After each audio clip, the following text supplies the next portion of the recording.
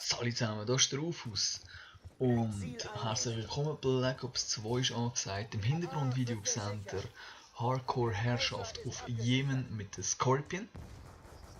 Es geht aber in diesem Commentary nicht unbedingt ums Gameplay im Hintergrund. Es geht zwar um COD, es geht sogar um Black Ops 2. Und zwar ist es so, dass ich mir einen Katz gekauft habe, also so einen Elgato da, oder? Wie man jetzt so hat.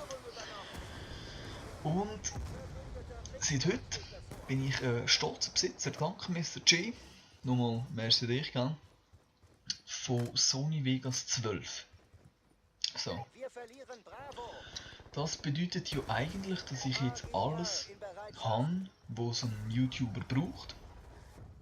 Was bedeutet, dass ich Gameplays, Commentaries nicht mehr an Mr. J muss schicken via Dropbox und bla und hin und her und mühsam und dann musst du das und das machen und bei dem Gameplay du das beachten und du das bla bla, sondern ich kann es selber machen. Naja, ich kann es wenigstens versuchen. Aber wenn ich mir überlege, wie kulant ihr sind beim Video Houston, wir haben technische Probleme, dann bin ich euch extrem dankbar und ja, schaue auf eine gefreute Zeit in Zukunft, wo ich auch vermehrt Videos kann produzieren kann.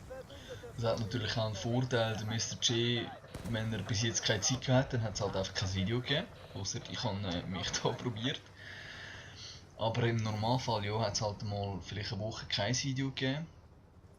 Ich denke, das wird jetzt anders sein, also ich hoffe es schwer, weil jetzt braucht es immerhin schon zwei, die keine Zeit haben, sprich er und ich.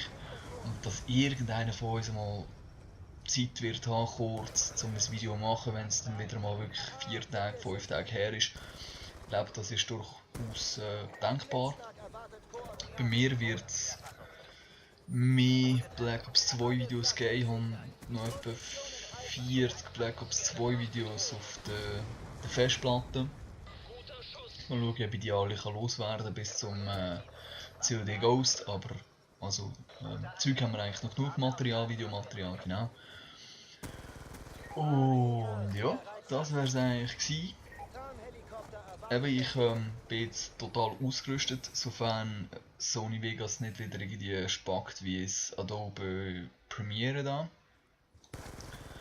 Und sonst, ja, kann man in Zukunft auf unserem Kanal wieder ein bisschen mehr Black Ops 2, sprich COD allgemein, erwarten. Und ja, das wär's gewesen. Merci fürs Zuschauen und bis zum nächsten Mal. Tschüss zusammen.